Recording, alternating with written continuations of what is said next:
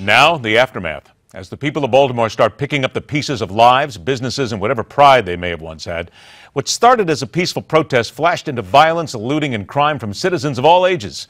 All on the same day the unarmed man who died in police custody was buried.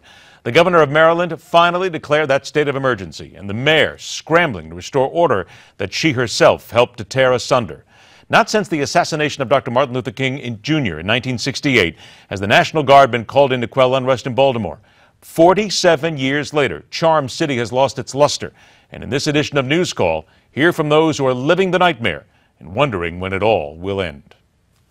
Witnesses say it was brutal. This cell phone video shows Freddie Gray being arrested last Sunday morning. You can see how officers drag him to the police van. According to a timeline from Baltimore City Police, about 45 minutes later, officers called for an ambulance. An attorney for Gray's family tells us he ended up in shock trauma with his spine almost completely severed at the neck. The 25-year-old died early this morning, turning anger into outrage in the community. Deep into the night, West Baltimore residents continue to show their outrage in the wake of Freddie Gray's death, a death they blame on police. Monday's protest outside Baltimore PD's Western District Station comes a day after the 25-year-old died. We ain't disputing the fact that he ran, but we disputing the force of what was used against him as he was always arrested. Police say April 12th, Gray ran from police a few blocks from here. When caught, sources suggest the arrest was forceful, a knee to Gray's upper back. This video shows him being taken into a police van.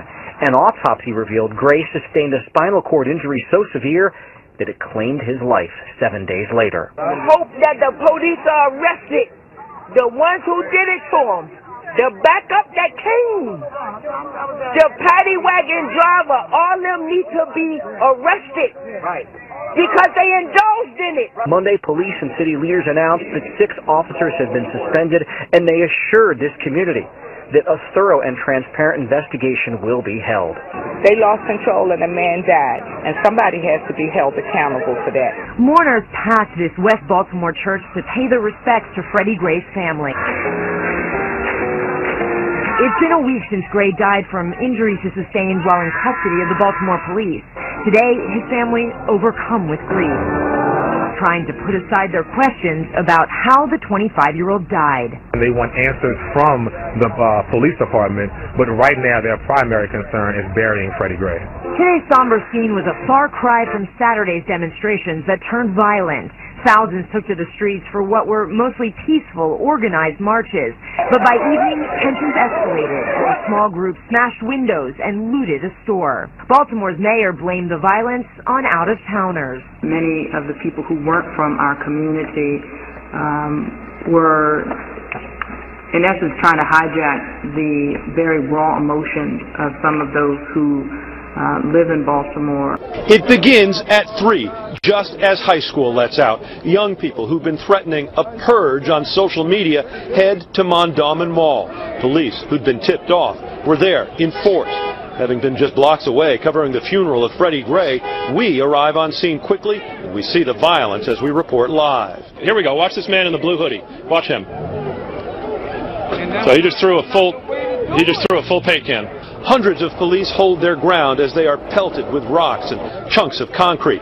15 officers are injured. The situation grows more violent. Cars are set on fire.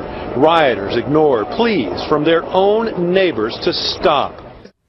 Coming up after the break, we keep the discussion going on the unrest in Baltimore with today's arena. And later on, the Supreme Court hears arguments on same-sex marriage cases, and Bruce Jenner comes out as a Republican. We'll get to those topics next, right here on MidPoint. Every day, Monday through Friday, we question everything.